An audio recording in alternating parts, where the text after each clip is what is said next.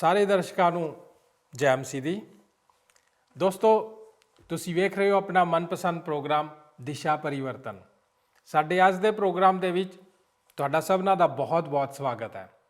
ਸਾਨੂੰ ਉਮੀਦ ਹੈ ਕਿ ਤੁਸੀਂ ਸਾਰੇ ਪ੍ਰੋਗਰਾਮਾਂ ਦਾ ਆਨੰਦ ਮਾਣ ਰਹੇ ਹੋਵੋਗੇ। ਦੋਸਤੋ, ਅਸੀਂ ਵਿਸ਼ਵਾਸ ਕਰਦੇ ਹਾਂ ਕਿ ਤੁਹਾਨੂੰ ਸਾਡੇ ਇਹਨਾਂ ਪ੍ਰੋਗਰਾਮਾਂ ਤੋਂ ਬੜੀ ਆਸ਼ੀਸ਼ ਵੀ ਮਿਲ ਰਹੀ ਹੋਵੇਗੀ। ਦੋਸਤੋ, ਅਸੀਂ ਆਪਣੇ ਪਿਛਲੇ ਪ੍ਰੋਗਰਾਮ ਦੇ ਵਿੱਚ ਇਹ ਜਾਣਨ ਦੇ ਲਈ ਬਾਈਬਲ ਬਾਣੀ ਦਾ ਅਧਿਐਨ ਕਰ ਰਹੇ ਸੀ ਕਿ ਪ੍ਰਭੂ ਯਿਸੂ ਜੀ ਨੂੰ ਮਨੁੱਖੀ ਰੂਪ ਦੇ ਵਿੱਚ ਪ੍ਰਗਟ ਹੋਣ ਦੀ ਲੋੜ ਕਿਉਂ ਪਈ।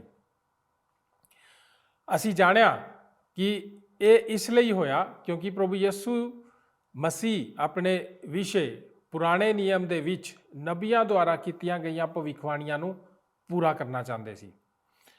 ਅਸੀਂ ਇਹ ਵੀ ਜਾਣਿਆ ਕਿ ਉਹਨਾਂ ਨੇ ਮਨੁੱਖੀ ਰੂਪ ਦੇ ਵਿੱਚ ਪ੍ਰਗਟ ਹੋ ਕੇ ਪਿਤਾ ਪਰਮੇਸ਼ਵਰ ਨੂੰ ਆਪਣੇ ਅੰਦਰ ਪ੍ਰਦਰਸ਼ਿਤ ਕੀਤਾ ਤਾਂ ਜੋ ਇੱਕ ਆਮ ਇਨਸਾਨ ਵੀ ਪਰਮੇਸ਼ਵਰ ਬਾਰੇ ਆਸਾਨੀ ਨਾਲ ਸਮਝ ਸਕੇ। ਇਸ ਤੋਂ ਬਾਅਦ ਅਸੀਂ ਜਾਣਿਆ ਕਿ ਉਹ ਸਾਨੂੰ ਸਾਡੇ ਪਾਪਾਂ ਤੋਂ ਬਚਾਉਣ ਦੇ ਲਈ ਇਸ ਸੰਸਾਰ ਦੇ ਵਿੱਚ ਮਨੁੱਖੀ ਰੂਪ ਵਿੱਚ ਪ੍ਰਗਟ ਹੋਏ। ਹੁਣ ਅਸੀਂ ਇਸ ਤੋਂ ਅੱਗੇ ਵਧਾਂਗੇ, ਪਿਛਲੇ ਪ੍ਰੋਗਰਾਮ ਦੇ ਬਾਕੀ ਹਿੱਸੇ ਨੂੰ ਪੂਰਾ ਕਰਾਂਗੇ। ਅੱਜ ਅਸੀਂ ਕੁਝ ਹੋਰ ਗੱਲਾਂ ਦੇ ਉੱਤੇ ਗੌਰ ਕਰਾਂਗੇ ਕਿ ਪ੍ਰਭੂ ਯਿਸੂ ਜੀ ਇਸ ਸੰਸਾਰ ਦੇ ਵਿੱਚ ਮਨੁੱਖੀ ਰੂਪ ਵਿੱਚ ਕਿਉਂ ਪੈਦਾ ਹੋਏ। ਤਾਂ ਫਿਰ ਦੋਸਤੋ, ਆਓ ਆਪਣੇ ਅੱਜ ਦੇ ਅਧਿਐਨ ਪ੍ਰੋਗਰਾਮ ਨੂੰ ਛੇਤੀ ਦੇ ਨਾਲ ਸ਼ੁਰੂ ਕਰਦੇ ਹਾਂ। ਪਰ ਇਸ ਤੋਂ ਪਹਿਲਾਂ ਕਿ ਅਸੀਂ ਆਪਣੇ ਅਧਿਐਨ ਪ੍ਰੋਗਰਾਮ ਦੇ ਵਿੱਚ ਅੱਗੇ ਵਧੀਏ, ਆਓ ਆਪਣੇ ਮਨਾਂ ਨੂੰ ਪਰਮੇਸ਼ਰ ਦੇ ਵਚਨ ਦੇ ਲਈ ਤਿਆਰ ਕਰੀਏ। ਜੇ ਪਰਮੇਸ਼ਰ ਨੇ ਸਾਡੇ ਲਈ ਸਾਡੀ ਸਜ਼ਾ ਦਾ ਮੁੱਲ ਅਦਾ ਕਰ ਦਿੱਤਾ ਹੈ ਤਾਂ ਇਹ ਇੱਕ ਫਰਮਾਨ ਹੋਵੇਗਾ। ਇਹ ਇੱਕ ਕਮਾਲ ਦਾ ਕੰਮ ਹੋਵੇਗਾ, ਪਰ ਇਹ ਛੁਟਕਾਰੇ ਦੀ ਸੇਵਾ ਦਾ ਕੰਮ ਨਹੀਂ ਹੋਵੇਗਾ ਜਿਸ ਦੇ ਬਾਰੇ ਪੁਰਾਣੇ ਨੇਮ ਦੱਸਦਾ ਹੈ। ਸਾਡੇ ਬਚਾਏ ਜਾਣ ਲਈ ਪਰਮੇਸ਼ਰ ਮਨੁੱਖ ਦੀ ਲੋੜ ਸੀ।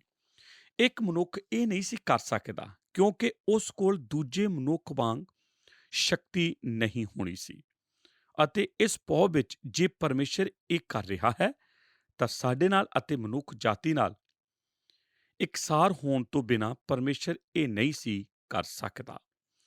ਅਤੇ ਮੈਂ ਇਹ ਇਸ ਤਰੀਕੇ ਕਹਿਣਾ ਚਾਹਾਂਗਾ ਅਤੇ ਮੈਂ ਪਿਛਲੇ ਕਈ ਸਾਲਾਂ ਤੋਂ ਇਹ ਬਾਰ-ਬਾਰ ਕਹਿੰਦਾ ਆ ਰਿਹਾ ਹਾਂ ਕਿ ਕਿਉਂਕਿ ਉਹ ਪਰਮੇਸ਼ਰ ਅਤੇ ਮਨੁੱਖ ਸੀ, ਉਸ ਨੇ ਆਪਣਾ ਇੱਕ ਹੱਥ ਉੱਚਾ ਕੀਤਾ ਅਤੇ ਪਿਤਾ ਨੂੰ ਫੜ ਲਿਆ ਅਤੇ ਹੇਠਾਂ ਨੂੰ ਆਪਣਾ ਦੂਜਾ ਹੱਥ ਕੀਤਾ ਅਤੇ ਮਨੁੱਖ ਨੂੰ ਫੜ ਲਿਆ ਅਤੇ ਸਲੀਬ ਤੇ ਉਸ ਨੇ ਦੋਹਾਂ ਨੂੰ ਇਕੱਠਾ ਕਰ ਦਿੱਤਾ ਅਤੇ ਹੁਣ ਉਹ ਆਪਣੇ ਦੋਵੇਂ ਹੱਥ ਪਸਾਰ ਕੇ ਉਹਨਾਂ ਸਭਨਾਂ ਨੂੰ ਮੁਕਤੀ ਦੇਣ ਦੀ ਪੇਸ਼ਕਸ਼ ਕਰਦਾ ਹੈ ਜੋ ਉਸ ਕੋਲ ਆਉਂਦੇ ਹਨ। ਪਰ ਜੇ ਉਹ ਸਰੀਰ ਵਿੱਚ ਨਾ ਹੁੰਦਾ ਤਾਂ ਉਹ ਇਹ ਨਹੀਂ ਸੀ ਕਰ ਸਕਦਾ।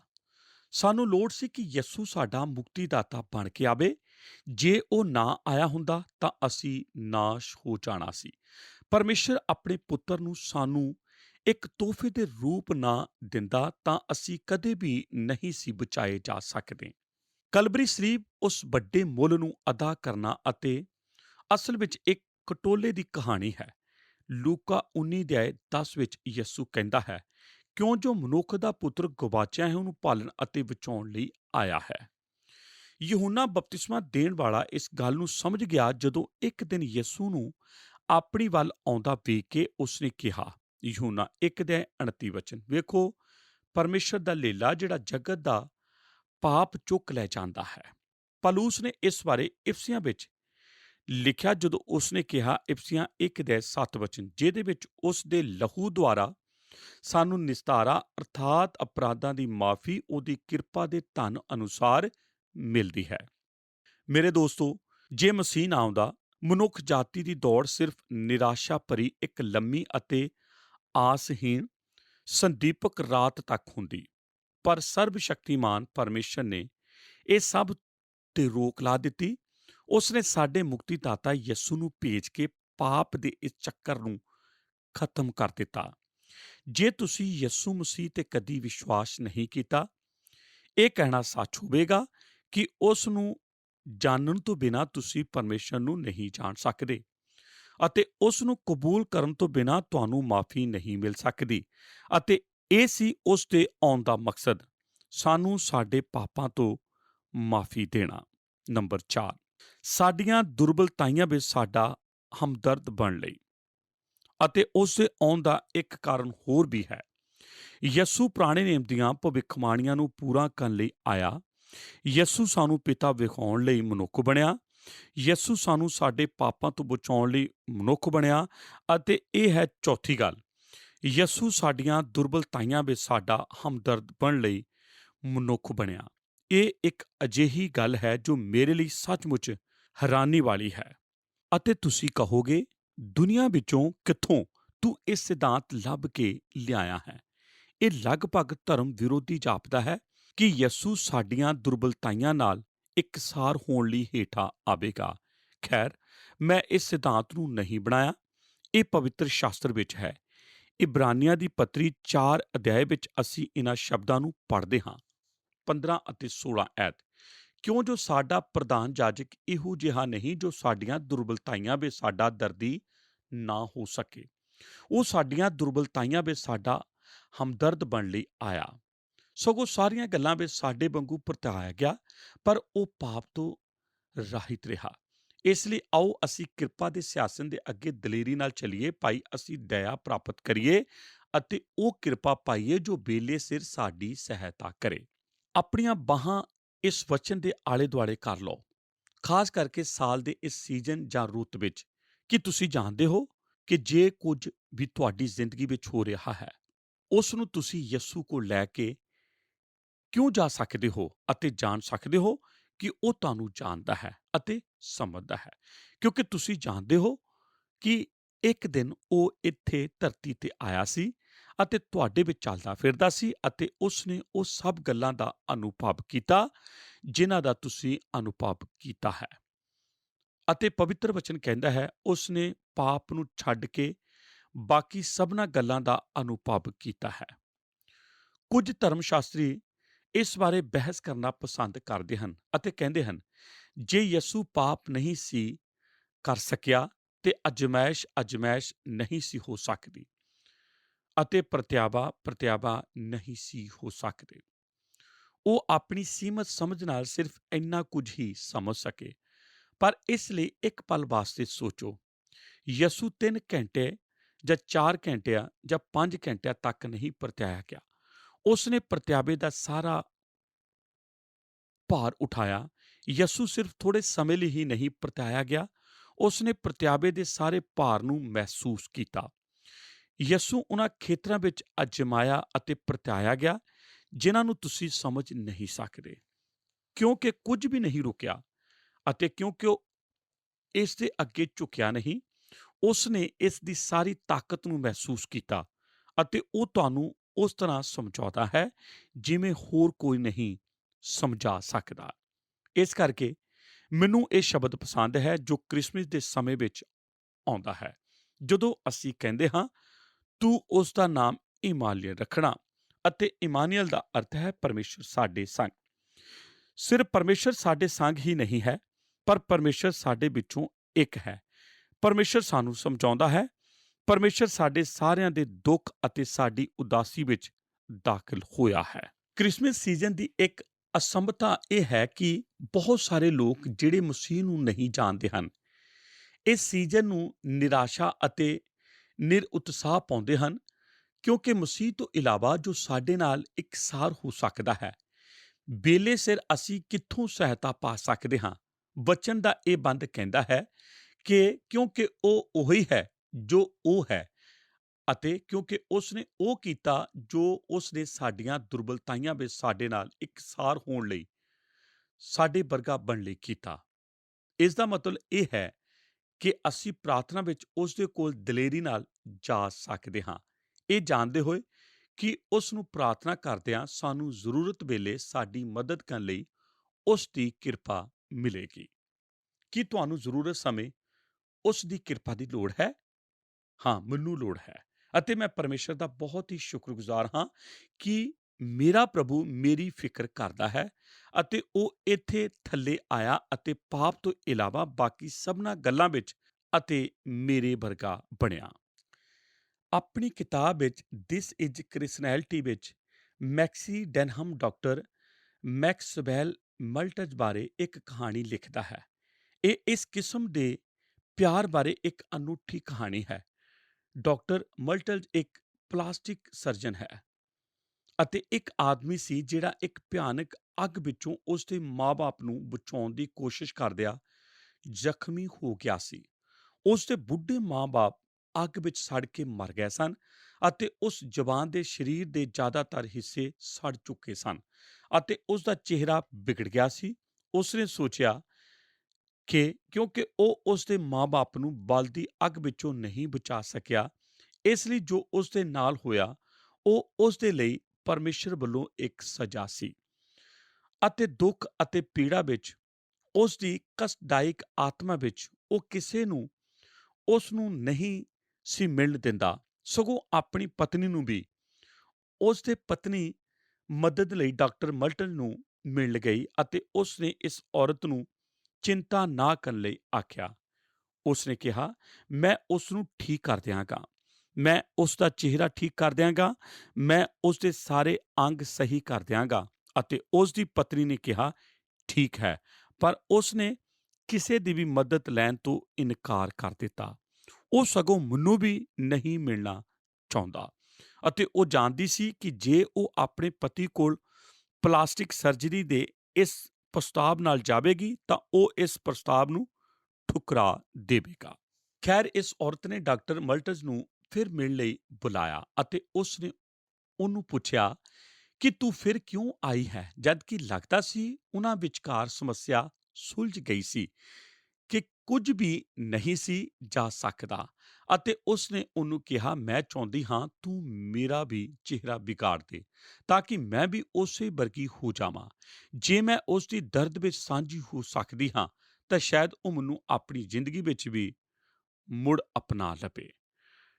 ਡਾਕਟਰ ਮਲਟਨ ਨੇ ਆਪਣੀ ਜ਼ਿੰਦਗੀ ਵਿੱਚ ਇਹੋ ਜਿਹੀ ਗੱਲ ਕਦੀ ਨਹੀਂ ਸੁਣੀ। ਉਸ ਨੂੰ ਲੋਕ ਹਮੇਸ਼ਾ ਸੋਹਣੇ ਦਿਖਣ ਦੀ ਕੀਮਤ ਅਦਾ ਕਰਦੇ ਸਨ। ਉਹ ਚਾਹੁੰਦੀ ਸੀ ਕਿ ਡਾਕਟਰ ਮਲਟਨ ਉਸ ਨੂੰ ਉਸ ਦੇ ਪਤੀ ਵਰਗਾ ਬਣਾ ਦੇਵੇ। ਉਸ ਨੇ ਇਹ ਕਦੀ ਵੀ ਨਹੀਂ ਸੀ ਕਰਨਾ। ਉਸ ਨੇ ਸਾਫ਼ ਇਨਕਾਰ ਕਰ ਦਿੱਤਾ, ਪਰ ਉਸ ਨੇ ਫੈਸਲਾ ਕੀਤਾ ਕਿ ਉਹ ਇਹ ਗੱਲ ਉਸ ਦੇ ਪਤੀ ਨੂੰ ਜਾ ਕੇ ਜ਼ਰੂਰ ਦੱਸੇਗਾ ਅਤੇ ਉਹ ਉਸ ਥਾਂ ਤੇ ਗਿਆ ਜਿੱਥੇ ਉਸ ਦਾ ਪਤੀ ਸੀ ਅਤੇ ਜਾ ਕੇ ਉਸ ਦਾ ਬੂਹਾ ਖੜਕਾਇਆ ਅਤੇ ਉੱਚੀ ਆਵਾਜ਼ ਨਾਲ ਪੁਕਾਰਿਆ, ਮੈਂ ਇੱਕ ਪਲਾਸਟਿਕ ਸਰਜਨ ਹਾਂ ਅਤੇ ਮੈਂ ਤੈਨੂੰ ਦੱਸਣਾ ਚਾਹੁੰਦਾ ਹਾਂ ਕਿ ਤੇਰਾ ਚਿਹਰਾ ਠੀਕ ਹੋ ਸਕਦਾ ਹੈ। ਉਸ ਵੇਲੇ ਕੋਈ ਜਵਾਬ ਨਹੀਂ ਆਇਆ। ਉਸ ਨੇ ਕਿਹਾ, ਕਿਰਪਾ ਕਰਕੇ ਬਾਹਰ ਆਓ।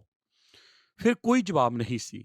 ਹਾਲੇ ਵੀ ਬੂਹੇ ਥਾਣੀ ਬੋਲਦਿਆਂ ਡਾਕਟਰ ਮਲਟਨ ਨੇ ਉਸ ਨੂੰ ਬੰਦੇ ਨੂੰ ਉਸ ਦੀ ਪਤਨੀ ਦੇ ਪ੍ਰਸਤਾਵ ਬਾਰੇ ਦੱਸਿਆ। ਉਹ ਚਾਹੁੰਦੀ ਹੈ ਕਿ ਮੈਂ ਉਸ ਦਾ ਚਿਹਰਾ ਵੀ ਤੇਰੇ ਚਿਹਰੇ ਵਾਂਗੂ ਵਿਗਾੜ ਦੇਵਾਂ। ਉਹ ਵਿਚਾਰੀ ਇਹ ਇਸ ਉਮੀਦ ਵਿੱਚ ਕਰਨਾ ਚਾਹੁੰਦੀ ਹੈ ਕਿ ਤੂੰ ਉਸ ਨੂੰ ਆਪਣੀ ਜ਼ਿੰਦਗੀ ਵਿੱਚ ਫਿਰ ਅਪਣਾ ਲਵੇਂ। ਉਹ ਤੈਨੂੰ ਇੰਨਾ ਪਿਆਰ ਕਰਦੀ ਹੈ। ਕੁਝ ਦੇਰ ਲਈ ਤਾਂ ਖਾਮੋਸ਼ੀ ਛਾਈ ਰਹੀ ਅਤੇ ਫਿਰ ਹੌਲੀ ਜਿਹੀ ਬੂਹਾ ਖੁੱਲ੍ਹਣਾ ਸ਼ੁਰੂ ਹੋ ਗਿਆ। ਯਿਸੂ ਇਸ ਸੰਸਾਰ ਵਿੱਚ ਇਹ ਜਾਣਦੇ ਹੋਏ ਆਇਆ ਕਿ ਉਸ ਨੂੰ ਸੰਸਾਰ ਵਿੱਚ ਜਾਣ ਦਾ ਕੀ ਮੁੱਲ ਅਦਾ ਕਰਨਾ ਪਵੇਗਾ। ਉਸ ਨੇ ਆਪਣਾ ਸਰੀਰ ਤੇ ਬੁਰਾਈ ਦੇ ਉਹ ਨਿਸ਼ਾਨ ਸਹੇ ਜੋ ਸਾਨੂੰ ਸਹਿਣੇ ਪੈਣੇ ਸਨ। ਉਸ ਨੇ ਆਪਣੀ ਪਾਪ ਰਹਿਤ ਆਤਮਾ ਨਾਲ ਪਾਪ ਦੇ ਬੋਝ ਨੂੰ ਉਠਾਇਆ ਤਾਂ ਕਿ ਸਾਡੇ ਪਾਪ ਮਾਫ ਕੀਤੇ ਜਾ ਸਕਦੇ। ਉਸ ਨੇ ਆਪਣੇ ਮਨੁੱਖੀ ਰੂਪ ਵਿੱਚ ਸਦਮੇ ਅਤੇ ਨਿਆਂ ਦੇ ਦਰਦ ਨੂੰ ਸਹਿਣ ਕੀਤਾ ਤਾਂ ਕਿ ਸਾਨੂੰ ਸਮਝਾਇਆ ਜਾ ਸਕੇ। ਪਰ ਮੈਂ ਤੁਹਾਨੂੰ ਕੁਝ ਦੱਸਣਾ ਚਾਹੁੰਦਾ ਹਾਂ। ਉਸ ਨੇ ਸਾਡੇ ਚਿਹਰੇ ਅਤੇ ਕੁਰਪਤਾ ਨੂੰ ਆਪਣੇ ਤੇ ਲੈ ਲਿਆ। ਉਹ ਮਨੁੱਖ ਬਣਿਆ ਤਾਂ ਕਿ ਉਹ ਸਾਨੂੰ ਛੂ ਸਕੇ, ਸਾਡੇ ਤੱਕ ਪਹੁੰਚ ਸਕੇ। ਉਹ ਇਮਾਨੁਅਲ, ਪਰਮੇਸ਼ਰ ਸਾਡੇ ਸੰਗ ਹੈ। ਅਤੇ ਸਾਡੇ ਸਭਨਾਂ ਲਈ ਇਹਨਾਂ ਹਫ਼ਤਿਆਂ ਵਿੱਚ ਇਹ ਇੱਕ ਲਾਭਦਾਇਕ ਵਿਚਾਰ ਹੈ। ਪਰਮੇਸ਼ਰ ਸਾਡੇ ਸੰਗ ਹੈ। ਭਾਵੇਂ ਤੁਸੀਂ ਕਿਸੇ ਵੀ ਗੱਲ ਦਾ ਅਨੁਭਵ ਕੀਤਾ ਹੈ, ਤੁਹਾਨੂੰ ਇਸ ਗੱਲ ਦਾ ਪੱਕਾ ਭਰੋਸਾ ਹੋ ਸਕਦਾ ਹੈ। ਰਾਹ ਦੇ ਅੰਤ ਤੱਕ ਪਰਮੇਸ਼ਰ ਤੁਹਾਡੇ ਨਾਲ ਹੈ ਅਤੇ ਜਦੋਂ ਤੁਸੀਂ ਉਸ ਅੱਗੇ ਪ੍ਰਾਰਥਨਾ ਕਰਦੇ ਹੋ, ਉਹ ਪਿਆਰ ਨਾਲ ਤੁਹਾਨੂੰ ਆਪਣੇ ਗਲੇ ਲਗਾਵੇਗਾ ਅਤੇ ਉਹ ਕਹਿ ਸਕੇਗਾ, ਮੈਂ ਵੀ ਇਸ ਦਾ ਅਨੁਭਵ ਕਰ ਚੁੱਕਾ ਹਾਂ।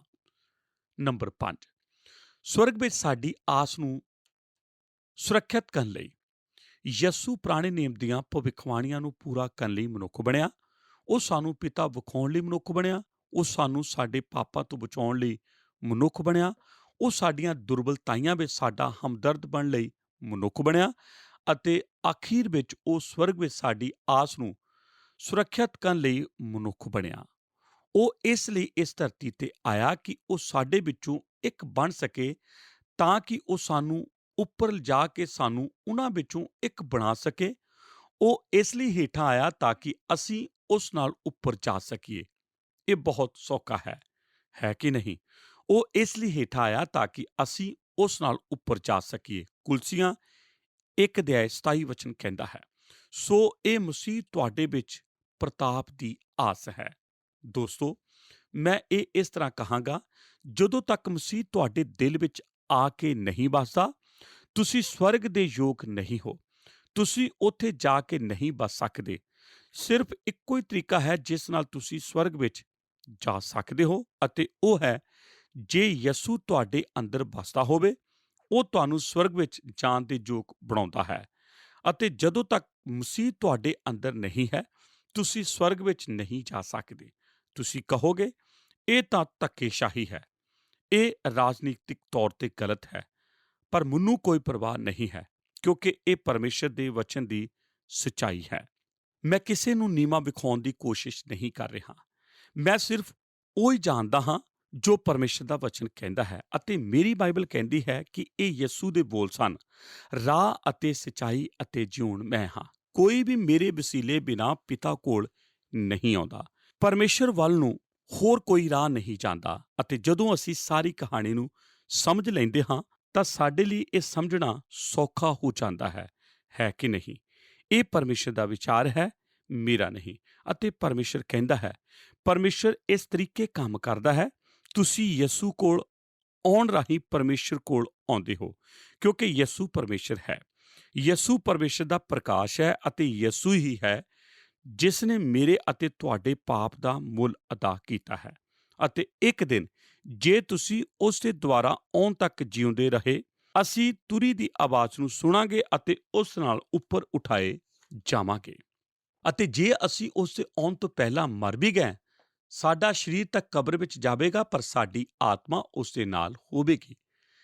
ਅਤੇ ਇੱਕ ਦਿਨ ਸਾਡਾ ਸਰੀਰ ਅਤੇ ਸਾਡਾ ਪ੍ਰਾਣ ਅਤੇ ਸਾਡੀ ਆਤਮਾ ਮੁੜ ਜੋੜ ਦਿੱਤੀ ਜਾਵੇਗੀ, ਅਤੇ ਅਸੀਂ ਉਸ ਨਾਲ ਸਦਾ ਲਈ ਰਹਾਂਗੇ। ਮੈਂ ਇਹ ਕਿਵੇਂ ਜਾਣਦਾ ਹਾਂ? ਬਾਈਬਲ ਇਹ ਕਹਿੰਦੀ ਹੈ, ਬਾਈਬਲ ਇਹ ਸਿਖਾਉਂਦੀ ਹੈ। ਅਤੇ ਮੈਨੂੰ ਸੁਣੋ, ਜੇ ਸਰਬਸ਼ਕਤੀਮਾਨ ਨੇ ਇਹ ਸਭ ਕਿਹਾ ਹੈ ਜੋ ਉਸਨੇ ਯਿਸੂ ਮਸੀਹ ਦੇ ਪਹਿਲੀ ਵਾਰ ਆਉਣ ਬਾਰੇ ਕਿਹਾ ਸੀ, ਉਹ ਪੂਰਾ ਹੋਇਆ, ਤਾਂ ਜੋ ਉਸਨੇ ਉਸ ਦੇ ਦੂਜੀ ਵਾਰ ਆਉਣ ਬਾਰੇ ਕਿਹਾ ਹੈ, ਉਹ ਵੀ ਉਸੇ ਤਰ੍ਹਾਂ ਪੂਰਾ ਹੋਵੇਗਾ। ਮੈਂ ਉਸ ਦੇ ਪਹਿਲੀ ਵਾਰ ਆਉਣ ਬਾਰੇ ਜੋ ਵੀ ਵਿਸ਼ਵਾਸ ਕਰਦਾ ਹਾਂ, ਪੁਰਾਣੇ ਨੇਮ ਵਿੱਚੋਂ ਆਉਂਦਾ ਹਾਂ। ਉਹ ਨਵੇਂ ਨੇਮ ਵਿੱਚ ਪੂਰਾ ਹੋਇਆ, ਅਤੇ ਹੁਣ ਇੱਥੇ ਕੁਝ ਵਾਅਦੇ ਹਨ ਜੋ ਮੈਂ ਵਿਸ਼ਵਾਸ ਕਰਦਾ ਹਾਂ ਕਿ ਪੂਰੇ ਹੋਣਗੇ। ਉਹ ਫਿਰ ਦੁਬਾਰਾ ਆ ਰਿਹਾ ਹੈ, ਅਤੇ ਜਦੋਂ ਉਹ ਆਵੇਗਾ ਅਸੀਂ ਉਸ ਨਾਲ ਉਠਾਏ ਜਾਵਾਂਗੇ। ਹੁਣ ਮੈਂ ਤੁਹਾਨੂੰ ਇੱਕ ਛੋਟੀ ਜਿਹੀ ਮਿਸਾਲ ਦੇਣਾ ਚਾਹੁੰਦਾ ਹਾਂ, ਅਤੇ ਮੈਂ ਚਾਹੁੰਦਾ ਹਾਂ ਕਿ ਤੁਸੀਂ ਇਸ ਬਾਰੇ ਸੱਚਮੁੱਚ ਬੜੀ ਸਾਵਧਾਨੀ ਨਾਲ ਸੋਚੋ। ਉਸ ਨੂੰ ਉਹ ਬਣ ਲਈ ਜੋ ਉਹ ਸੀ, ਉਵੇਂ ਹੀ ਆਉਣਾ ਪਿਆ ਜਿਵੇਂ ਉਹ ਆਇਆ।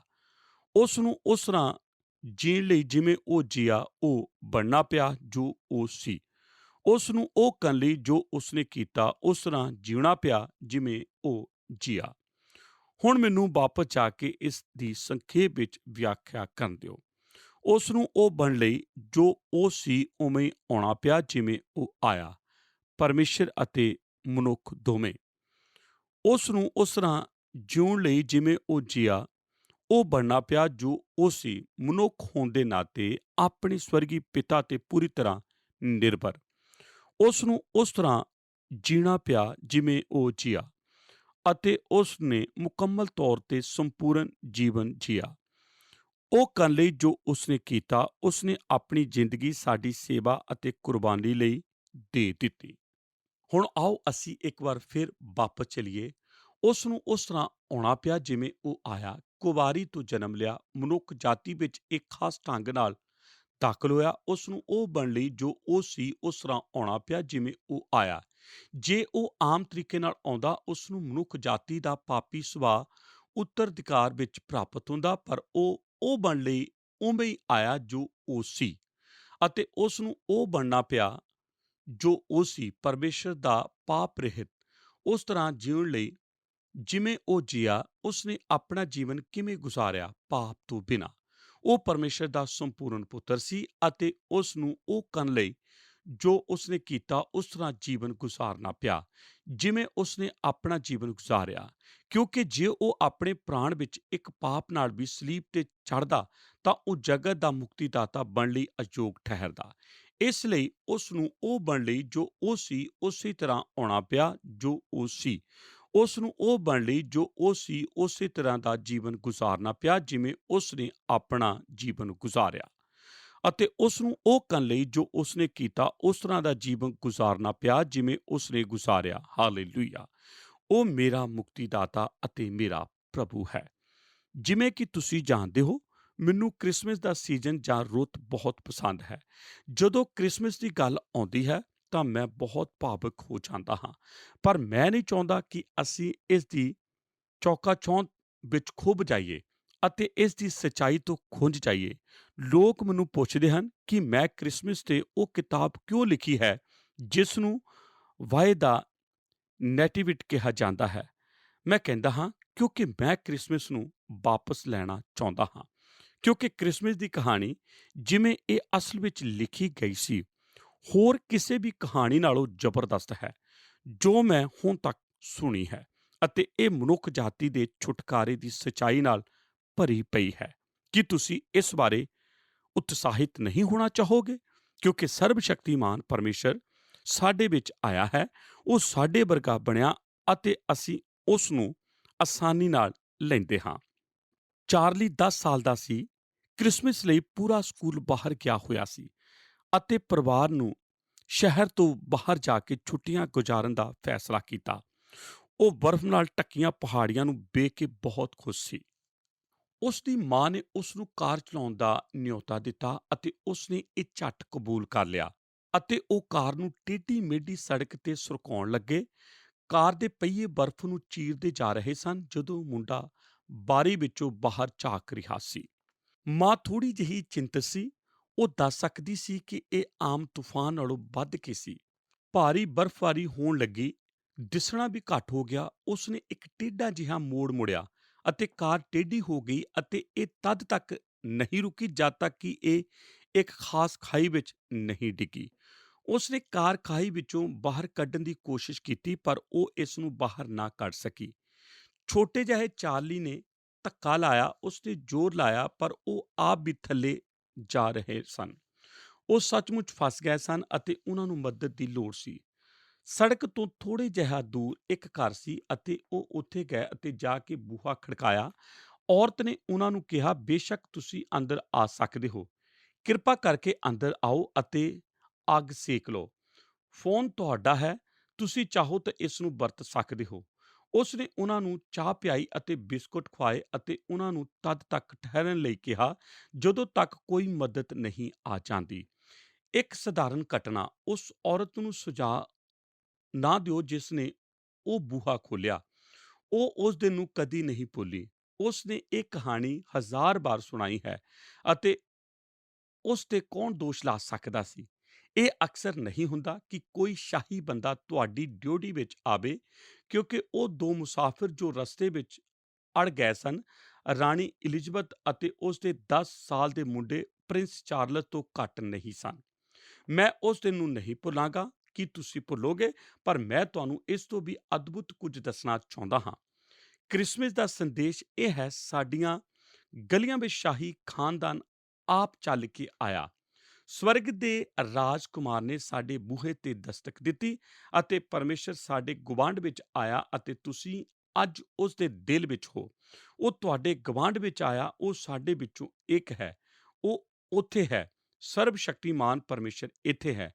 ਅਸੀਂ ਉਸ ਪਰਮੇਸ਼ਰ ਦੀ ਸੇਵਾ ਨਹੀਂ ਕਰਦੇ ਜੋ ਸਾਡੇ ਕੋਲੋਂ ਬਹੁਤ ਦੂਰ ਹੈ।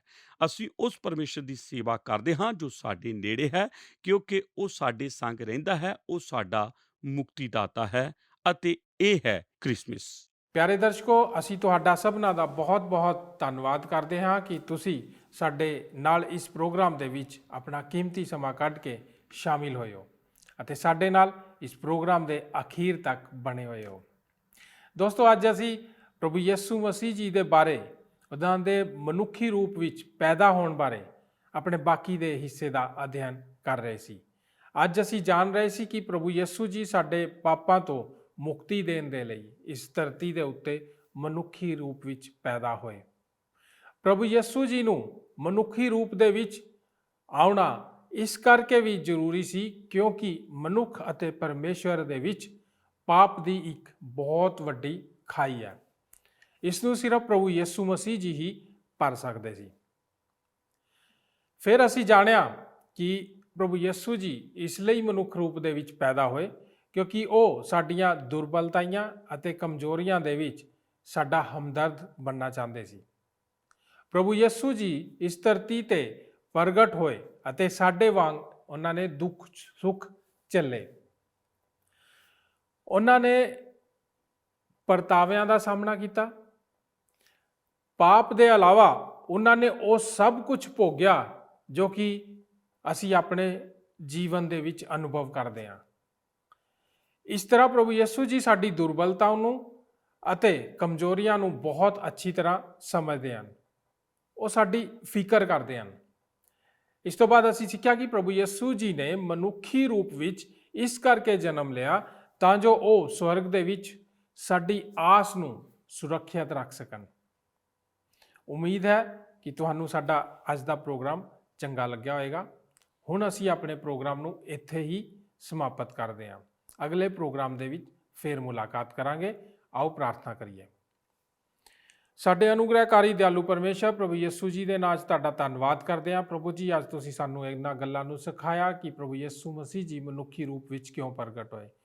ਤੁਸੀਂ ਸਿਖਾਇਆ ਕਿ ਉਹ ਸਾਡੇ ਨਾਲ ਹਿੱਸਾ ਲੈਣਾ ਚਾਹੁੰਦੇ ਸੀ, ਸਾਡੇ ਦੁੱਖ ਸੁੱਖ ਨੂੰ ਮਹਿਸੂਸ ਕਰਨਾ ਚਾਹੁੰਦੇ ਸੀ ਔਰ ਸਾਡਾ ਛੁਟਕਾਰਾ ਕਰਨ ਦੇ ਲਈ ਸਲੀਬ ਦੀ ਮੌਤ ਸਹਿਣਾ ਚਾਹੁੰਦੇ ਸੀ। ਪਿਤਾ ਪਰਮੇਸ਼ਰ, ਅਸੀਂ ਇਹ ਵੀ ਗੱਲਾਂ ਨੂੰ ਦੇਖਿਆ ਕਿ ਉਹ ਆਪਣੇ ਪ੍ਰੇਮ ਨੂੰ, ਆਪਣੀ ਕਿਰਪਾ ਨੂੰ ਤੁਹਾਡੇ ਵਿੱਚ ਪ੍ਰਗਟ ਕਰਨਾ ਚਾਹੁੰਦੇ ਸੀ ਕਿਉਂਕਿ ਪਰਮੇਸ਼ਰ ਨੂੰ ਕਿਸੇ ਨੇ ਨਹੀਂ ਦੇਖਿਆ। ਕੇਵਲ ਯਿਸੂ ਮਸੀਹ ਦੇ ਦੁਆਰਾ ਹੀ ਅਸੀਂ ਪਰਮੇਸ਼ਰ ਨੂੰ ਦੇਖਦੇ ਹਾਂ। ਧੰਨਵਾਦ ਕਰਦੇ ਪਿਤਾ ਪਰਮੇਸ਼ਰ ਇਸ ਅੱਛੇ ਵਚਨ ਵਾਸਤੇ। ਸਾਨੂੰ ਸਾਰਿਆਂ ਨੂੰ ਇਸ ਵਚਨ ਦੇ ਅਨੁਸਾਰ ਆਸ਼ੀਸ਼ ਅਤੇ ਬਰਕਤ ਦਿਓ। ਪ੍ਰਭੂ ਯਿਸੂ ਮਸੀਹ ਜੀ ਦੇ ਮਿੱਠੇ ਨਾਮ 'ਚ ਮੰਗਦੇ ਹਾਂ, ਆਮੀਨ। ਸਾਰਿਆਂ ਨੂੰ ਜੈ ਮਸੀਹ ਦੀ। ਕੀ ਤੁਹਾਨੂੰ ਇਹ ਪ੍ਰੋਗਰਾਮ ਪਸੰਦ ਆਇਆ? ਹੁਣੇ ਸਾਨੂੰ ਇੱਕ ਮਿਸ ਕਾਲ ਦਿਓ ਤੇ ਤੁਸੀਂ ਅਗਲੇ ਜੇਤੂ ਹੋ ਸਕਦੇ ਹੋ।